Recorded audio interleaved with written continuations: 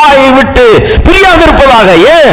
இந்த புஸ்தகம் தான் உன்னை பாலும் தேனும் ஓடுற தேசத்துல கொண்டு போய் சேர்க்கும். பாலையும் தேனையும் உனக்கு கொடுக்கும். இது நலமும் விசாலமான ஒரு வாழ்க்கை. இந்த சந்து பொந்துல வாழ்றதை விட்டுட்டு நலமும் விசாலமான ஒரு வாழ்க்கை உனக்கு உண்டாகும். பாலும் தேனும் ஓடுற ஒரு தேசத்துக்குள்ள ஒன்று கொண்டு போய் சேர்க்கும் இந்த புஸ்தகம். நீரென் மறைவிடா நீரை தீருள்ளத்தை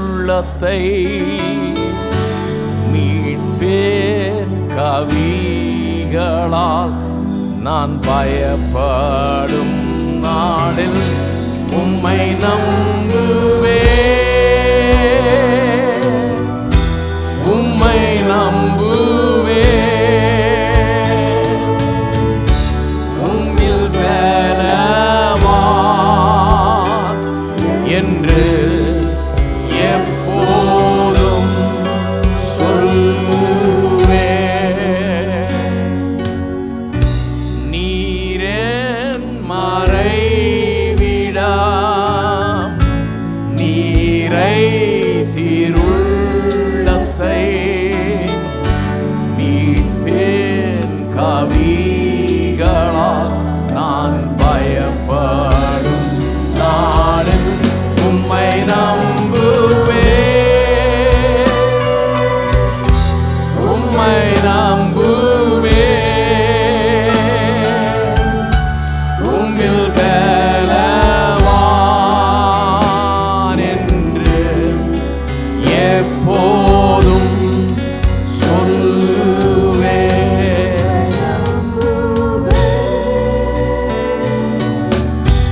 உம்மை நம்புவே உம்மில் பலவான் என்று எப்போதும் சொல்லுவே. உம்மை நம்புவே உம்மை நம்புவே உம்மில் பலவான் என்று எப்போதும் சொல்லுவே. உம்மை நம்புவே உம்மை நம்புவே உம்மில் பலவான் என்று எப்போதும் சொல்லுவே. போதகர் சாம் செல்லத்துறை அவர்கள் நடத்தும் பூரண சுவிசேஷ வேதாகம கல்லூரியில் ஊழிய பயிற்சி பெற உடனே விண்ணப்பிக்கவும். விண்ணப்ப படிவம் பெற பூரண சுவிசேஷ வேதாகம கல்லூரி, தபால் பெட்டி எண் 494, சென்னை 7 அல்லது கீழ்காணும் தொலைபேசி எண்களில் தொடர்பு கொள்ளவும்.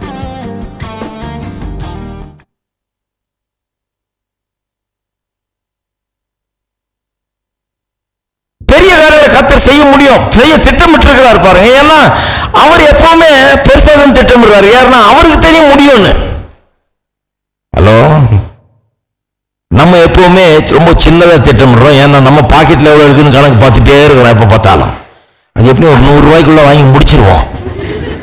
வேண்டாம், அது ரொம்ப ஆகும், வேணாம், 100 ரூபாய்க்குள்ள முடிப்போம். ஐயோ அதுவா, வேணாம் வேணாம் வேணாம், அது 600 ஸ்கொயர் ஃபீட் போதும், 800னா ரொம்ப கஷ்டம், வேணாம்.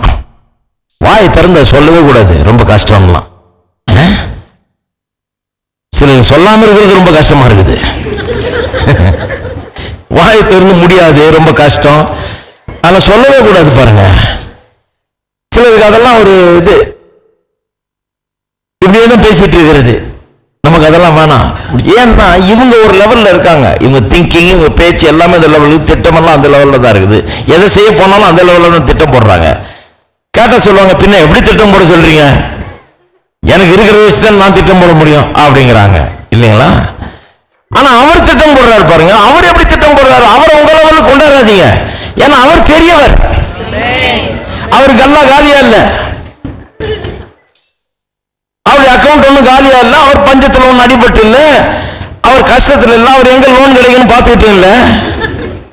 ஹலோ, அவர் பெரியவர், அவர்கிட்ட ஏராளம் தாராளம் இருக்குது. அவர் திட்டம் போடும்போது, அவர் உங்களுக்காக திட்டம் போடும்போது கூட உங்க மைண்ட் எப்படி இருக்குன்னு கணக்கு போட்டு திட்டம் போடுறது இல்ல.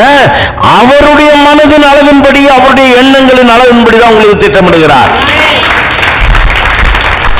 அதனாலதான் இந்த ரெண்டு திட்டமும் எப்போ ஒன்னா சேர மாட்டேங்குது பாருங்க. அதனாலதான் வேலை நடக்க மாட்டேங்குது.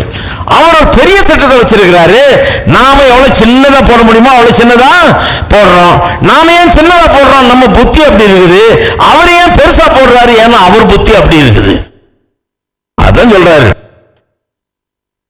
உங்களுடைய நினைவுகள் என்னுடைய நினைவுகள் அல்ல, உங்களுடைய வழிகள் என்னுடைய வழிகள் அல்ல. வானத்துக்கும் பூமிக்கு அவ்வளவு உயரமா, அவ்வளவு உயரமா இருக்குது என்னுடைய நினைவுகளும் என்னுடைய வழிகள். ஏணி வச்சா கூட எட்டாதுன்னு அர்த்தம். அவ்வளவு உயரமா இருக்கு என் நினைவுகள்ன்றாரு. அதுக்கு தான் மனம் புதிதாகணும்ன்றாரு. மனதில் ஒரு பெரிய ஏற்றம் உண்டாக வேண்டும், தாட்ஸ்ல ஒரு பெரிய வித்தியாசம் உண்டாக வேண்டும். இல்லைன்னா கர்த்தருடைய திட்டம் உங்களுடைய வாழ்க்கையில் நிறைவேறுவது முடியாத காரியமாகிவிடும் என்கிறார். நாசரேத்தில் பெரிய காரியம் நடக்கல அப்படிங்கிறது மட்டும் இல்லை, நீங்க நிறைய வீடுகள்ல நிறைய வாழ்க்கைகள்ல பெரிய காரியம் நடக்கல. ஏன் பெரிய காரியம் நடக்கல?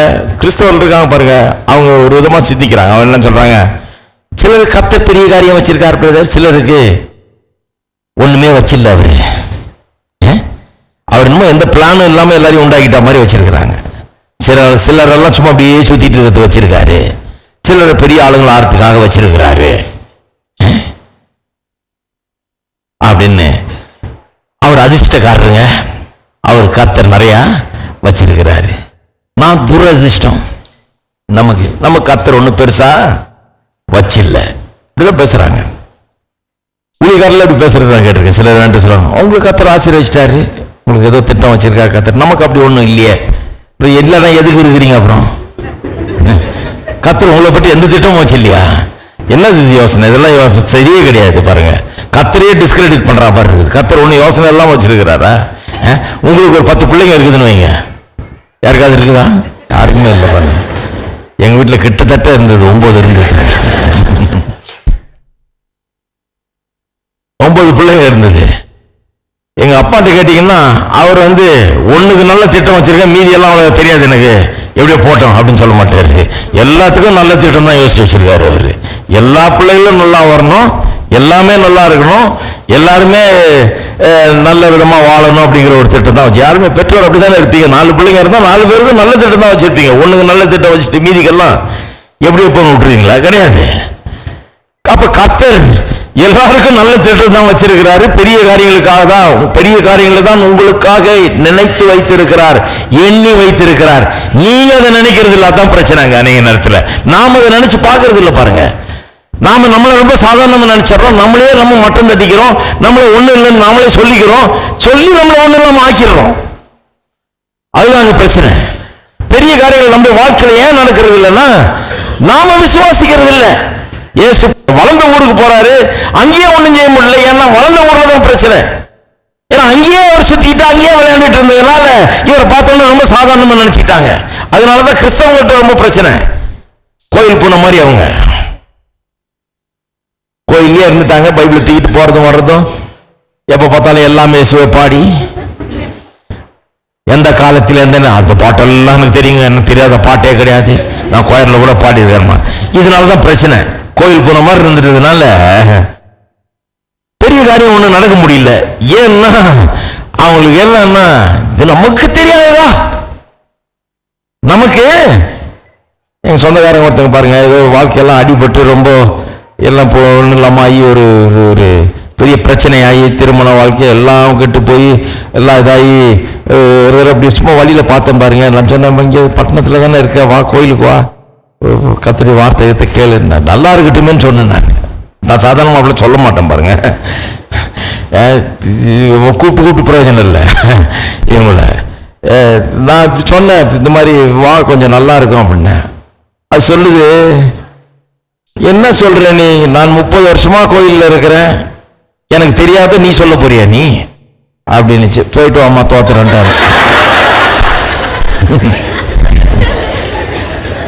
அப்படியே சொன்னிச்சு பாருங்க. மறக்கவே முடியாது எனக்கு. அப்படியே சொல்லுது. எனக்கு தெரியாத நீ சொல்ல போறியா? 30 வருஷமா நானும் கோயில். நீ எத்தனை வருஷம் இருக்குது? என் வயசு இருக்காது. எத்தனை வருஷம் இருக்குது? அதே வருஷம் நானும் இருக்கிறேன். எனக்கு தெரியாத நீ சொல்லுவியா நீ? அப்ப அவங்களுக்கு தெரியாது ஒண்ணுமே இல்லைன்னு முடிவு பண்ணிட்டாங்க. நமக்கு எதுவும் தெரியாதுன்னு முடிவு பண்ணிட்டாங்க. ஏன்னா நம்மள பார்த்துக்கிட்டே இருக்கிறாங்கல்ல சின்ன வயசுல. இவன் நான் சொல்ல போறான், நமக்கு இவன் என்னத்தை சொல்ல போறான், நமக்கு இன்னும் தெரியாத நம்மளுக்கு. இதே மெட்ராஸ் பட்டணத்தில் பிரசவாகத்தில் வளர்ந்த பையன் இவன் என்னத்தை பெருசா நம்மளுக்கு வானத்திலிருந்து குதிச்சானா இவன் அப்படின்னு அப்படி பார்த்துட்டு போறாங்க. என்னன்னு இது வரைக்கும் தெரியாது அவங்களுக்கு. இப்படி சொல்லி 30 வருஷம் ஆகுது. இப்பவும் பாக்குறேன், இப்பவும் தெரியாதவங்க, இப்பவும் வர மாட்டாங்க. தெரியாது அவங்களுக்கு, தெரியுமே தெரியாது. ஆனா இப்போ கொஞ்சம் லேசா வழங்கி இருக்குன்னு நினைக்கிறேன்.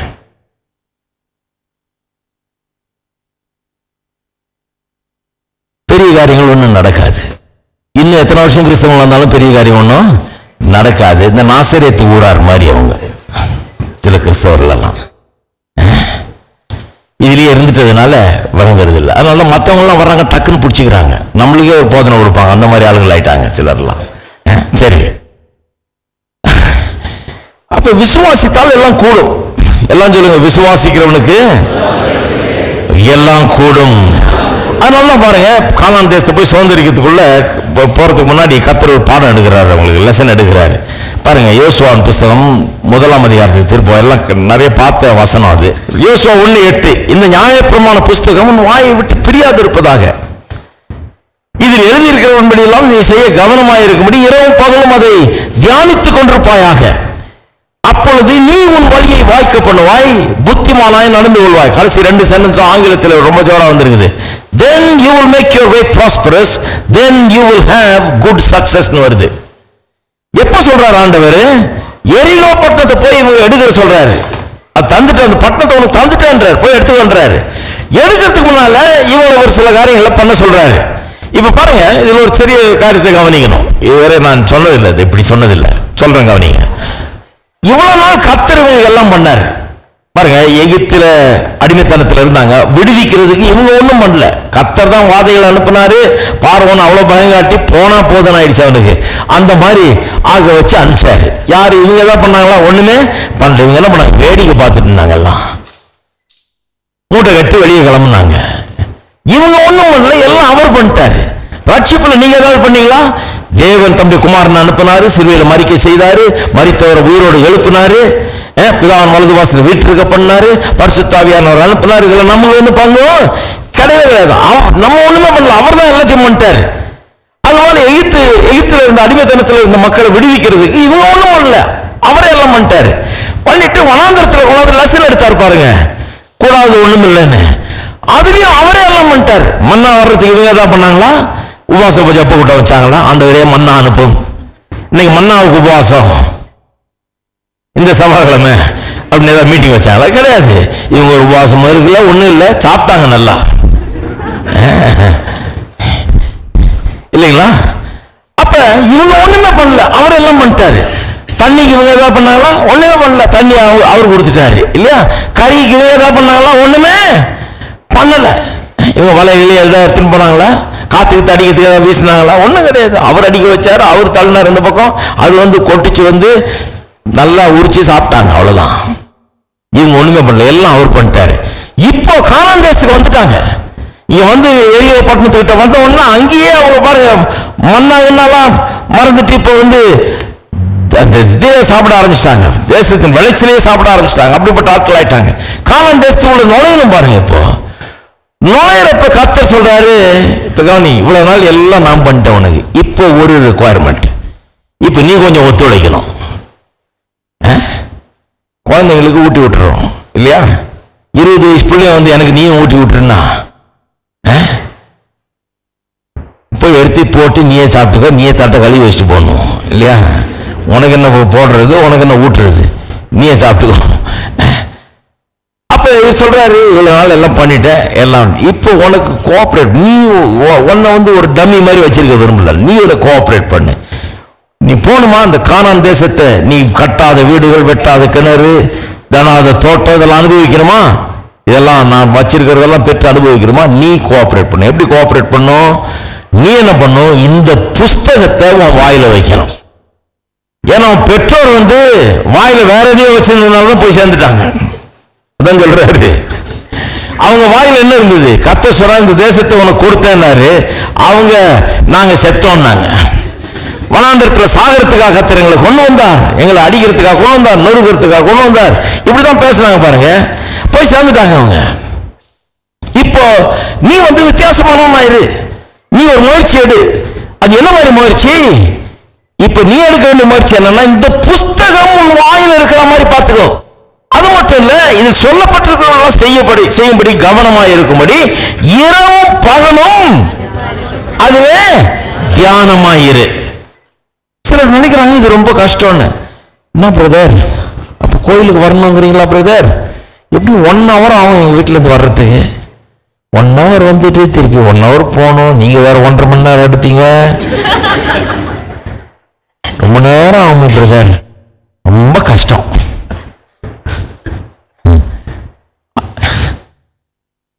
வாசனத்தை வாசிங்க, டெய்லி தியானம் பண்ணுங்கன்னா. ரொம்ப கஷ்டம் பிரதர், எனக்கு இருக்கிற வேலை உங்களுக்கு தெரியாது. ஒரு 5 நிமிஷம் கூட டைம் இல்லை. எப்போ வாசிக்கிறது, எப்போ தியானம் பண்றது? இவ்வளோ பெரிய பைபிள், இந்த பெரிய பைபிளை வச்சுட்டு இதை வாசி தியானம் பண்ண எங்கே போய் இதை வாசித்து எப்போ ஆகுறது? முடியவே முடியாது, ரொம்ப கஷ்டம். நான் ஒருத்தர் கேட்டேன், 5 ரூபா வட்டி கிடைக்குமா 10 ரூபா வட்டி கிடைக்குமான்னு கேட்டு ஒரு தெருவா அலையிறீங்களே, அதுதான் கஷ்டம். சுலபத்தவணை என்று வாங்கிட்டு கஷ்டப்பட்டு கட்டுறீங்க பாருங்க, 999 மாசத்துக்கு. அதுதான் கஷ்டம். அந்த கஷ்டம் இல்லாம சுலபமா வாழ்றதுக்கு சொல்லி தர்றாரு. நான் ரொம்ப காலத்துக்கு முன்னாலே முடிவு பண்ணிட்டேன், அதுதான் கஷ்டம். ஐயோ அது வேணவே வேணாம். எது சுலபம்? உட்கார்ந்து பேசாம இதை படிக்கிறது ரொம்ப சுலபம். இதுல ஒண்ணு நான் கத்துக்கிட்டேன், காலே வலிக்காது, முதுகு வலிக்காது, இது மூட்டை தூக்குற வேலை இல்லை, கை வலிக்காது, நோகாது, ஒண்ணும் பண்ணாது. நல்லா ஏசி போட்டுட்டு உட்கார்ந்து படிக்கலாம், நல்லா தியானம் பண்ணலாம், ஒண்ணுமே வலிக்காது. ஆனா இதை படிக்கணும்னா வேர்வை சிந்தணும், முதுகு ஒடிஞ்சிடும், கை கால் எல்லாம் வலிக்கும், தலையும் வலிக்கும், சேர்த்து எல்லா வலியும் வரும். லாபம் ஒன்றும் இருக்காது, நஷ்டம் தான் அதிகமா இருக்கும். ஆனா இதை வாசித்து இதை தியானிச்சா எல்லாமே சுலபமாக இருக்கும். நிறைய பேருக்கு வழங்க மாட்டேங்குது, இப்படிலாம் சொல்ல வேண்டியதா இருக்குது. சொல்றதுலயே ஒரு ஸ்பெஷலிஸ்ட் ஆகும் போல இருக்கு. நான் இப்படிலாம் சொன்னதான் விளங்குது. அது கஷ்டம் பிரதர், கோயிலுக்கு வர்றது ரொம்ப கஷ்டமா, போங்க அப்ப. பைபிள் வாசிக்க ரொம்ப கஷ்டம், சரியா போடுங்க. 10 ரூபா வட்டிக்கு வாங்கி சாப்பிடுறது கஷ்டமா இல்லைல்ல? அது எவ்வளவு கஷ்டம். இதை வாசித்தீங்கன்னா அப்படி வாங்கவே மாட்டீங்க. ஹலோ, அந்த கஷ்டம் வரவே வராது உங்களுக்கு. ஹலோ, இருக்கிற கடன் எல்லாம் ஒழிப்பீங்க, கடனே இல்லாத வாழ்க்கை வாழுவீங்க, இன்னும் போக போக பெருகிட்டே போவீங்க. அதுக்கு சொல்லி தந்துட்டு இருக்கிறோம். சொல்றாரு, இந்த புஸ்தகம் வாயை விட்டு பிரியாது இருப்பதாக. ஏன்? இந்த புஸ்தகம் தான் உன்னை பாலும் தேனும் ஓடுற தேசத்துல கொண்டு போய் சேர்க்கும். பாலையும் தேனையும் உனக்கு கொடுக்கும். இது நலமும் விசாலமான ஒரு வாழ்க்கை. இந்த சந்து பொந்துல வாழ்றதை விட்டுட்டு நலமும் விசாலமான ஒரு வாழ்க்கை உனக்கு உண்டாகும். பாலும் தேனும் ஓடுற ஒரு தேசத்துக்குள்ள ஒன்று கொண்டு போய் சேர்க்கும் இந்த புஸ்தகம். எல்லாம் புஸ்தகம் வச்சிருக்கீங்களா? பாலும் தேனும் கொடுக்குற புஸ்தகம் அது. இது இல்லைன்னா கடனில் கொண்டு போய் விட்டுரும், பிரச்சனையில் கொண்டு போய், வருத்தத்தில் கொண்டு போய் விட்டுரும். அதனாலதான் சொல்லி இந்த புஸ்தகம் உன் வாயை விட்டு பிரியாது இருப்பதாக. இது கையில இருந்தா மட்டும் போதாது, வீட்டில் இருந்தா போதாது, இதை டெய்லி ஒரு கும்பிட்டு முத்தம் கொடுத்துட்டா போதாது. இது என்ன பண்ணணும்? இது எங்க இருக்கணும்? வாயில இருக்கணும். வாயில இதே பேசணும். கர்த்தர் என்ன சொல்றாங்க அதை பேசணும். நீங்க இந்த புஸ்தகம் வாயை விட்டு பிரியாது இருப்பதாக. இதில் செய்ய கவனமாக இருக்கும்படி, இதெல்லாம் செய்ய, இதில் சொல்லப்பட்டிருக்கும்படி செய்ய கவனமாக இருக்கும்படி இரவும் பகலும் இதுல தியானமாக இருப்பாயாக. பாருங்க, இந்த புஸ்தகத்துல நீங்க தியானிக்கும் போது, இதை கவனிக்கும் போது என்ன ஆகிறது? தேவனோடு கூட ஐக்கியம் கொள்ளுகிறீர்கள்.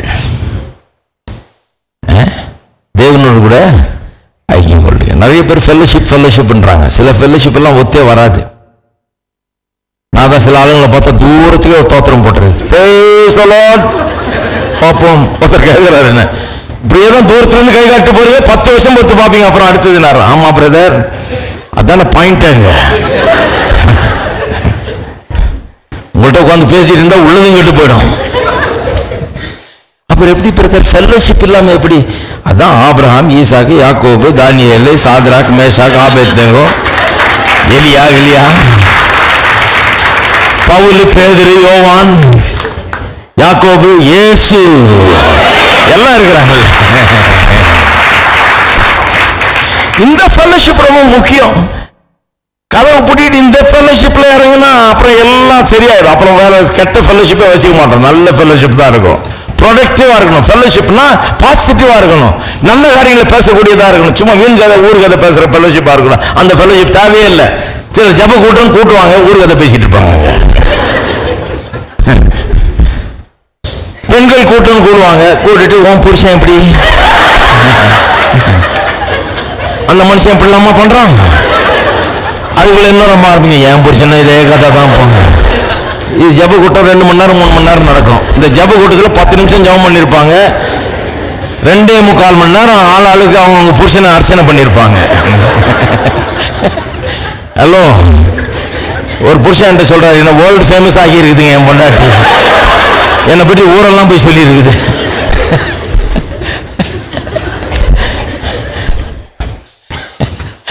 ஜப கூட்டம் வச்சுட்டு கதை பேசிட்டு இருப்பாங்க பாருங்க. ராங் ஃபெல்லோஷிப் அது. நல்ல ஃபெல்லோஷிப் என்ன? இரவும் பகலும் அவருடைய வேதத்தில் தியானமாயிருக்கிற மனுஷன் பாக்கியவான்.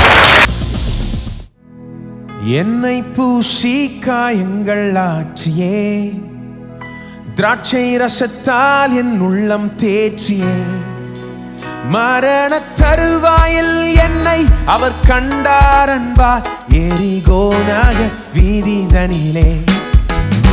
என்னை பூசி காயங்கள் ஆற்றியே, திராட்சை ரசத்தால் என் உள்ளம் தேற்றியே, மரண தருவாயில் என்னை அவர் கண்டார் அன்பால், எரிகோ நகர் வீதிதனிலே.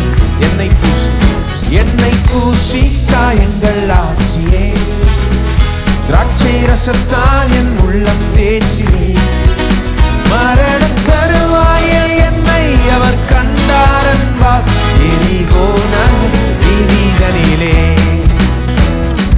எந்த நல்ல இயேசு என் சிந்தை நிறைந்தார், எந்த நல்ல இயேசு என் சிந்தை கவர்ந்தார், எந்த நல்ல இயேசு என் சிந்தை நிறைந்தார், என்றென்றும் என் சிந்தை நிறைந்தார்.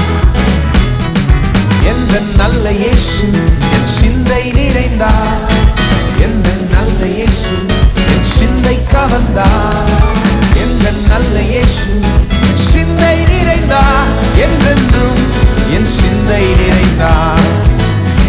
என்னை பூசி காயங்கள் ஆற்றியே, திராட்சை ரசத்தால் உள்ளம் தேற்றியே, மரண தருவாயில் என்னை அவர் கண்டார் அன்பால், எரிகோ நகர் வீதிகளிலே.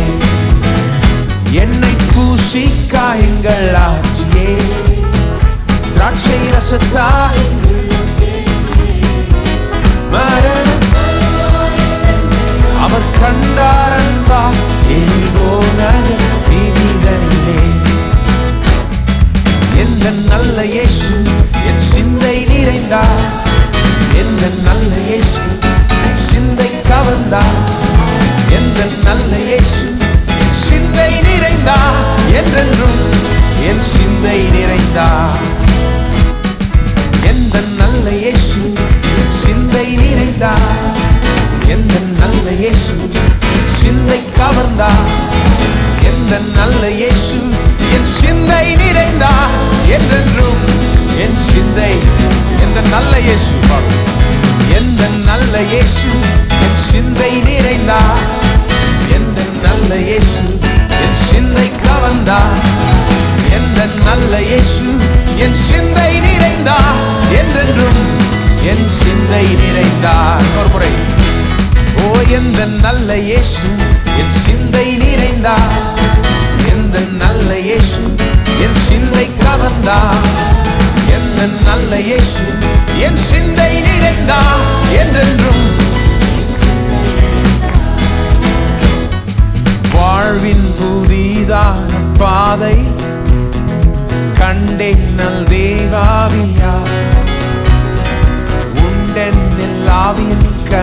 கனிகள் நிலைப்பேன் இயேசு திராட்சை செடியில். திரும்ப பாடுவோம்.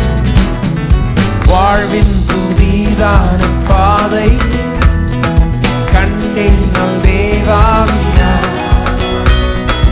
உண்டென்னில் ஆவியின் கனிகள் நிலைப்பேன் இயேசு திராட்சை செடியில். நிலைப்பேன் அவரில் நல்ல அன்பு சந்தோஷம் சமாதானம் சுகம் என்ன சொந்தமாக்கினார். வாழ்வில் சுபிட்சமும் வல்லமை ஜெயமும் நிலைப்பேன் நான் திராட்சை செடியில்.